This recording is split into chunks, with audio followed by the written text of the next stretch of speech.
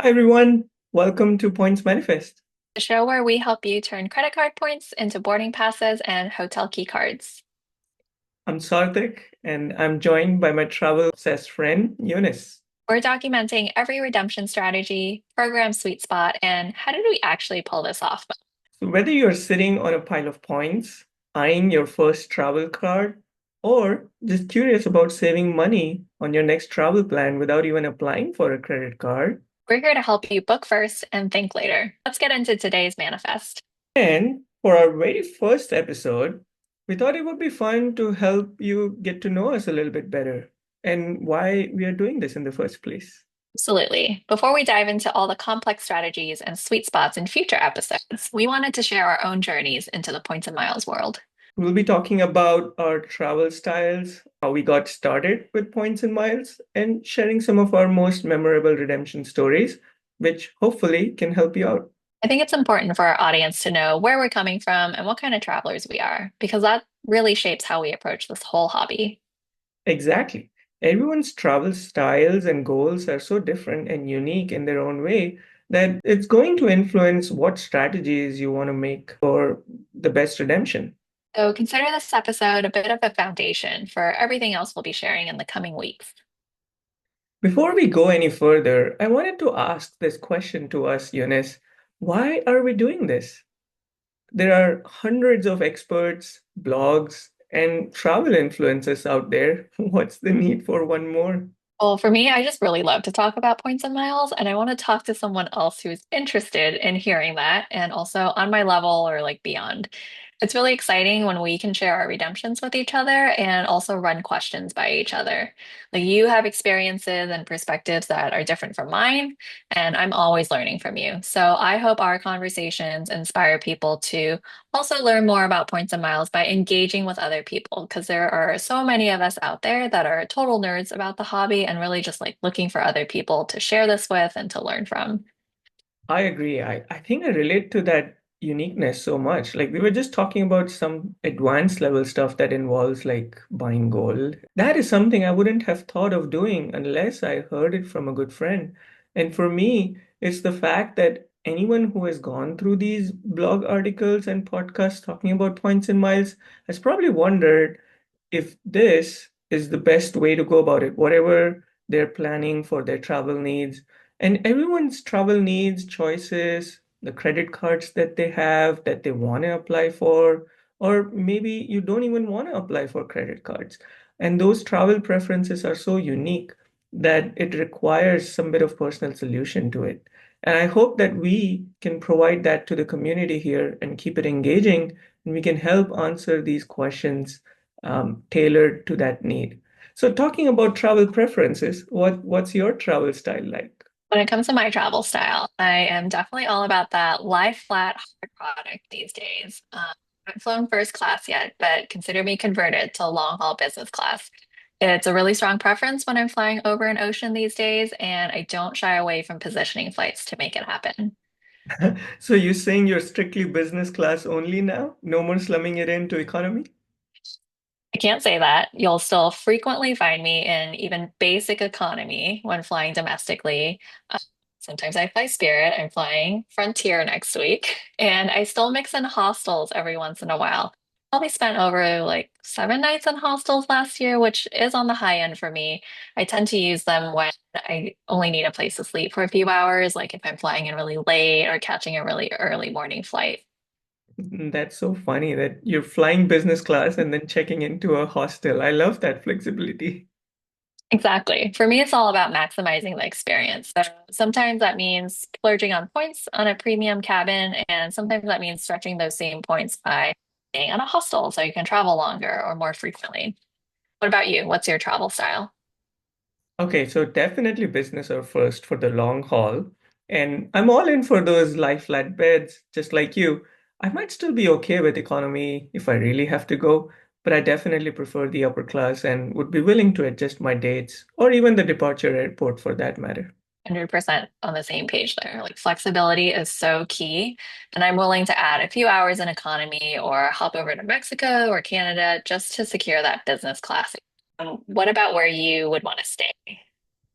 Okay, going into this newly found travel hobby a couple years ago, I wanted to try out like different hotel programs before sticking to one. Also because I was price sensitive. I didn't care if I were going for one particular hotel brand as long as it was within the budget. So I tried out different ones like IHG, Hyatt, Hilton. I also went for some Airbnb style condos when I was planning for a stay which was longer or a place where food options might not be as attractive to me, so I want to have my own kitchen. So we have Hyatt in common, but otherwise, I'll be honest, I don't speak IHG or Hilton, so I always come to you with those questions. Do you have a favorite? I've been scoping out some Hyatt stays recently because I got the globalist status with them when I did the challenge last year. I'll be honest, I've been scoping out some Hyatt stays since I got the globalist status with them, and the benefits I'm seeing are very tempting to renew the status for another year. I do prefer Hilton for the luxury stays, though. All right, let's jump into how we got started into this. Got started into points and miles pretty gradually. I opened my first credit card in college and probably only added about 3 cards over the next 15 years. I had an Amex Blue Cash Preferred for the 6% back on groceries. I thought I was like doing really well there. The best card that I opened and closed, and then the best thing I had was a reserve pretty early on. Oh, that's a premium card to begin with. Most people don't jump straight right into that one. How did that work out for you? That's true, but here's the thing. I was earning all these ultimate rewards points, but not redeeming them. I was just sitting on this growing pile of points, but for about 4 years because I was just way too scared of making a bad redemption and wasting them. Oh no, that's right. I still go through it even after 2, 3 years of doing this. The points hoarding syndrome. And I think a lot of beginners probably relate to that fear too. Absolutely. And the worst part is, I didn't understand the true value of being able to transfer them out to airlines and hotels. I just knew that they were valuable somehow. And I was really intimidated about how to figure out how to use the points. I agree. Just this morning, somebody was asking me about the transfer bonus to Southwest from another credit card, and they were asking me whether 25% bonus is worth transferring the points for future. It can be confusing whether or not to transfer them or how valuable they might be. What finally pushed you to start using them full-fledged? I finally started making some redemptions through the Chase portal because I realized it was better for me to get some value over zero value. And the Chase portal is the safe redemption or the safe option because you just use it like cash. The points are worth 1.5 cents each if you have the Sapphire Reserve. About 2 years ago, I really went down the rabbit hole and started learning about transfer partners, transfer bonuses, and figuring out how to fly business class. As I was making the portal redemptions, I had started to open a few co-branded cards without any real strategy. I was just collecting cards and points with no end goal in mind. Yeah, that's something I ended up doing as well. I didn't have a goal in mind, and I just opened up like a dozen credit cards in a year earlier. Tell me more about that. Is that how you got started? Yeah, so I got started in this hobby with the Amex Platinum card. And mainly I wanted to get that card because I wanted to get into airport lounges. Initially, I thought that the only way to be able to go into the lounge would be to travel a lot with that airline and have some sort of status of some kind. But lo and behold, you only need like one credit card to get access to so many lounges across the world. And that opened the whole can of worms about business class seats and hotel suite upgrades and things like that. Not just that, I was also intrigued that luxury travel doesn't have to really cost that much. It's funny. Lounge access is one of the card benefits that I did use consistently since opening the card way before I started redeeming any of my points. Tell me more about how luxury travel doesn't have to cost as much as it seems. This is something that not many bloggers and podcasters would talk about. And this is another reason why I wanted to talk to you about was like there are so many of these luxury hotels, like for example, Grand Wailea in Hawaii. It's a Waldorf Astoria hotel by Hilton, and the usual nightly rate over there is like $1,000 at the minimum. However, if you open up their premium credit card, you get like one complimentary night anywhere in the world. And my wife and I both got the card, so we got 2 nights stay. And Hilton often sells their points for half a cent each. I was able to add a third night just by buying the points to stay there for one more night for extra $550. Wait, so let's break that down again. How did $1,000 a night, so for 3 nights, $3,000, become just 550 out of pocket? Yeah, like I was saying earlier, Hilton sells their points for half a cent each. And when I look up the same hotel for a stay with points, it costs me 110,000 points, which means I could buy those for $550 and that's it. I just buy the points and can immediately book that stay for a lot less. And the other two nights were just complimentary because I got the two credit cards. Awesome. I personally haven't purchased points because I'm able to earn enough, but I've helped family members access award redemptions simply by purchasing the points. Do you do this a lot?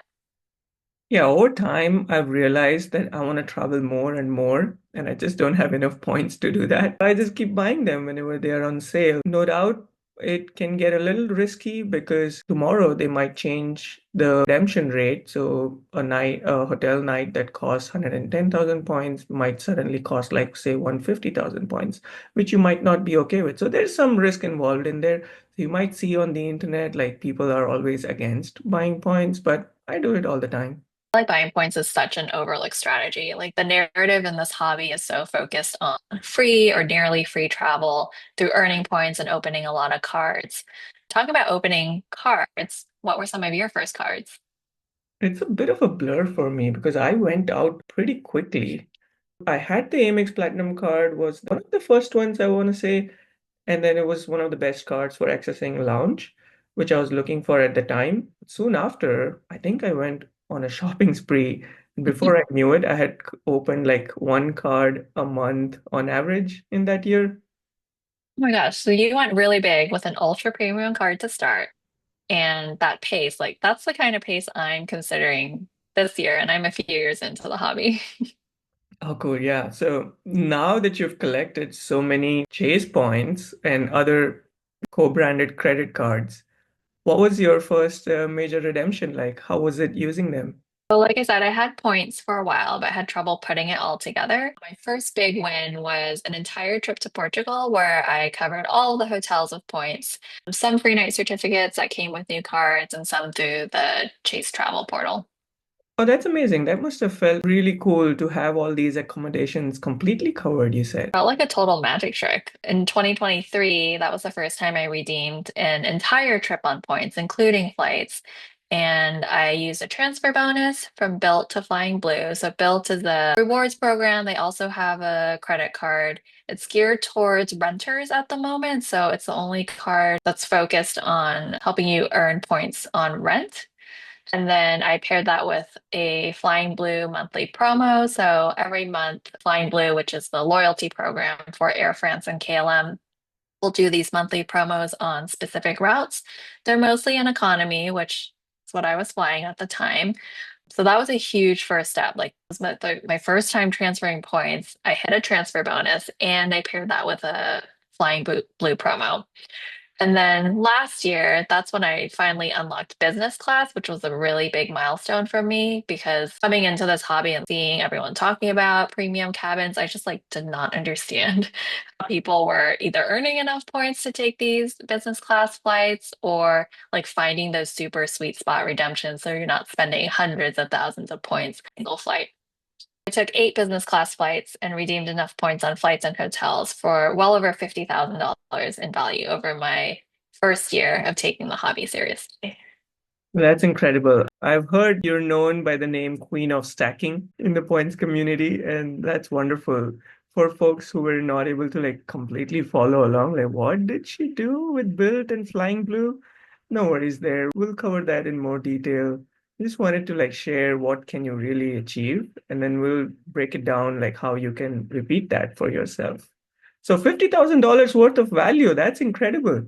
Any memorable redemptions you want to share? One memorable redemption would really have to be my first business class experience, a stash of Delta Sky miles, because I had opened an Amex Delta Gold card without understanding that Delta miles aren't generally considered to be very valuable. They're affectionately called Sky Pesos for a reason.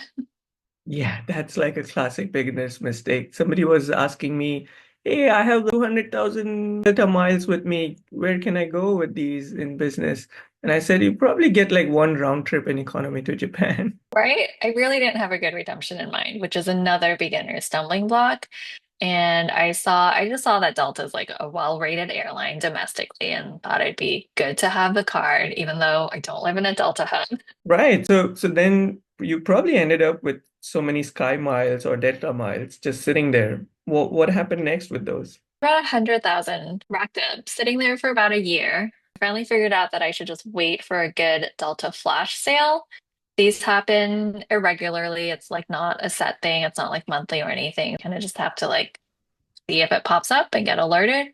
And that's when the Sky Miles are actually worth a little bit more. So something did pop up. It was Seattle to Taipei, Delta One.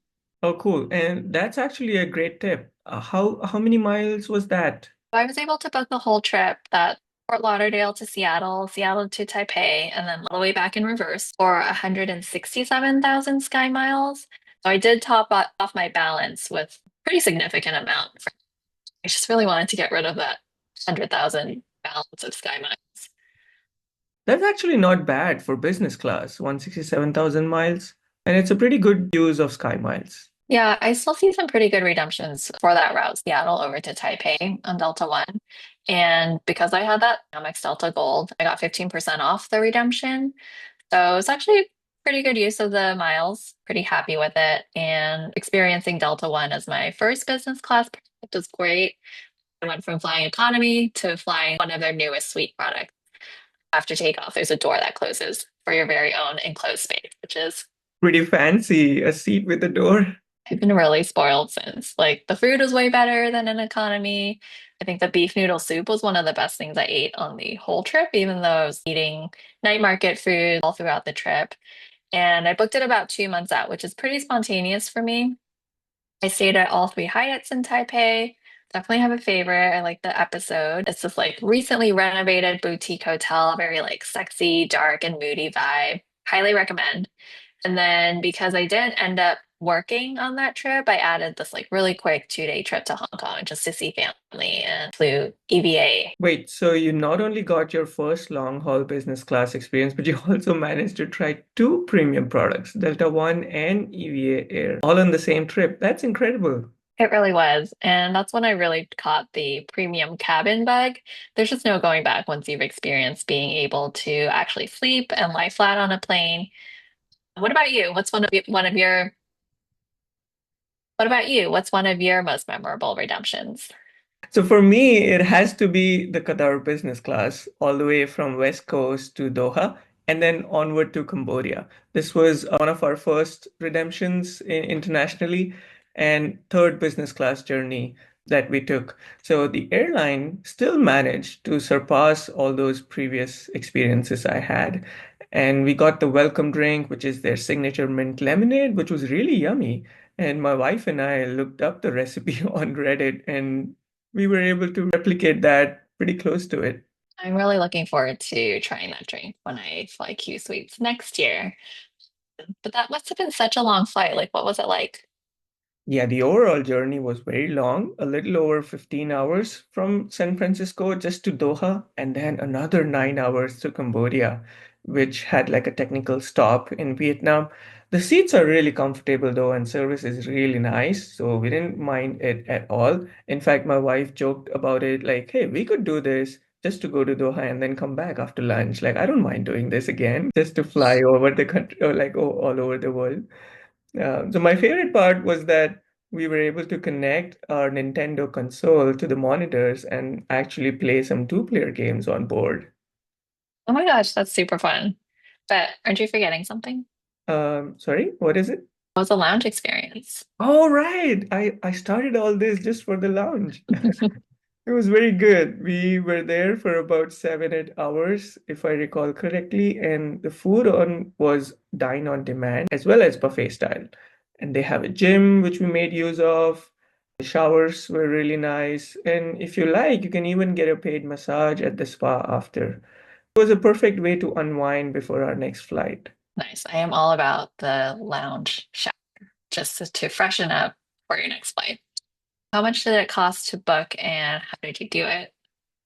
It was about 95,000 avios one way per person, plus a couple of $100 in taxes and fees. And at the time, I transferred via Amex. This was one of my first transfers. So I had no idea that there are something called transfer bonuses. I used this trick called buying the avios for cheap using British Airways. And I would love to share more details, but I think that's a little too much in detail for our first episode. And we'll definitely talk more in depth about how I did that in a future episode. Okay, we'll have to save that for another day because I do want to hear about that. I know about boosting obvious, but I've never done it before. I know there's like a little formula for how much you're allowed to boost. A little teaser for a future episode. Was it easy to find availability for your flights? Yeah, this is one of the first questions a lot of beginners have, like how easy it is to find a flight. Or sometimes people ask me, like, hey, can I get a family of four going to, say, Asia somewhere in, like, say, 2 months? And I would say yes and no. Yes, because I was able to find a couple of date options to choose from. However, I had to book them exactly 1 year in advance. And although it's not ideal for many, I would do it again because the experience was just so good. This is something I want to highlight for the audience. With points and miles, it can quickly feel like there is nothing available to book for a reasonable amount of points. You might be seeing like a million points sometimes for a flight. However, there are some tips we can share as we go along this journey to help you look for those saver rate tickets. I actually really like booking a year in advance because then I have the trip locked in and I can focus on researching what I want to do on the ground. I recently speculatively booked a whole 2 week trip in Japan with just the hotels because the Hyatt pricing was going up. And I really wasn't worried about the flight. I actually have since then been able to grab both of the flights right when the award calendar opened up. I'll be flying the Japan Airlines newer business class ways. I'm super excited for that. It is almost exactly a year out, so I have a long time to look forward to it. So, tip for booking Japan, either book as soon as the calendar opens up or close in, which is like really close to 1 year travel. So, book super early or super late. Perfect. Yeah. And just as soon as the calendar opens up is usually a year out. Is that right? In this case, it was 360 days with a few programs, and then a lot of programs open about 11 months out. That's our flight for today, but we'll be back soon with more points, strategies, lounge talk, of course, and ways to fly further for less. If this episode helped you, text a friend who would benefit. Your boarding buddy is out there somewhere. Absolutely. And if you'd like to keep in touch with us, you can find us on YouTube and Instagram at Points Manifest. Yes, and we're just kicking this off. So if you have any suggestions, please let us know in the comments. Keep those questions coming. Until next time, keep your points active and your passport ready.